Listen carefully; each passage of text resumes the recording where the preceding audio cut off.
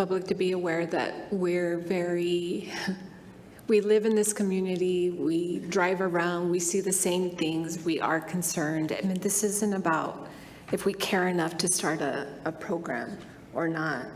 That has nothing to do with it. What it frankly is, we've instituted quite a few resolutions related to hygiene stations. I've been advocating for a street unit. The things that we're dealing with is because of trauma that people have endured, and it goes undetected and untreated.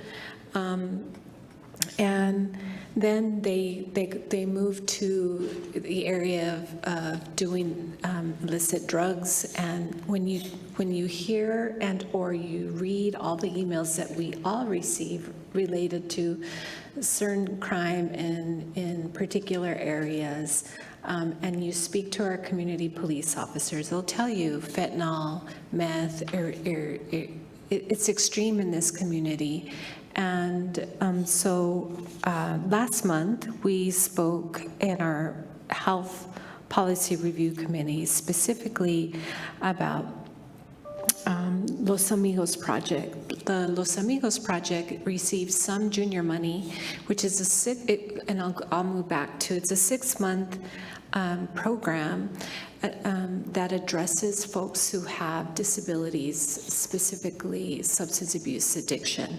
They went and sponsored a bill.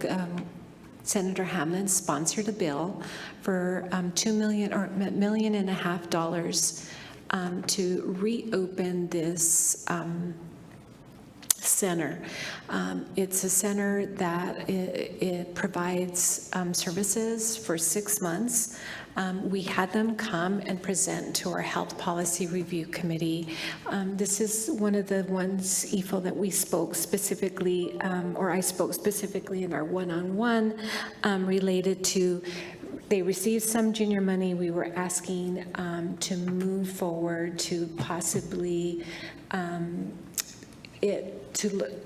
for sole source and or TELSHAR funding to get this program up and running. A city this size does not have a facility to address these types of issues. The other thing is that we have addressed medication-assisted treatment in that policy review committee. That's another area that I think shows a lot of promise in addressing the fentanyl epidemic and meth epidemic. So I think we're moving as fast as we can.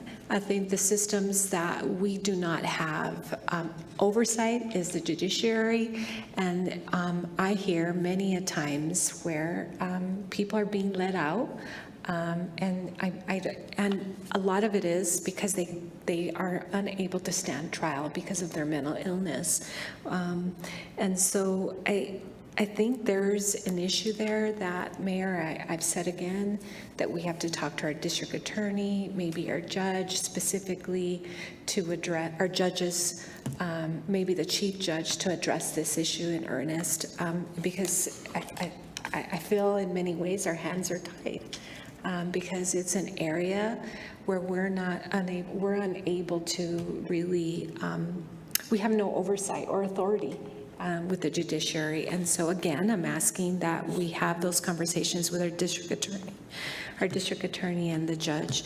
And then we're seeing high increases in domestic violence, where people are being assaulted now in broad daylight in the streets. And so those conversations with La Casa and other services that provide treatment or therapeutic services for folks. It's something that's going to continue to happen, and I think that we need to have, as you say, everybody on deck to have these conversations, but to also act. We can't arrest our way out of this, and I think most people want people to be arrested and put in jail or prison for long periods of time. And it's been my experience that people who sit in jails and prisons don't get the rehabilitation that's lacking in those facilities. So again, I feel like I'm speaking to the choir, but I don't think this is about, do we care enough to start a different program? Those programs are being discussed. We, as flush with money as the state is, for the second largest community in the state, not to have a drug treatment facility in this community it's unconscionable in my opinion. And so maybe it's bringing our state legislators to the table to have really frank conversations about how we address these issues moving forward. So with that, Mayor, and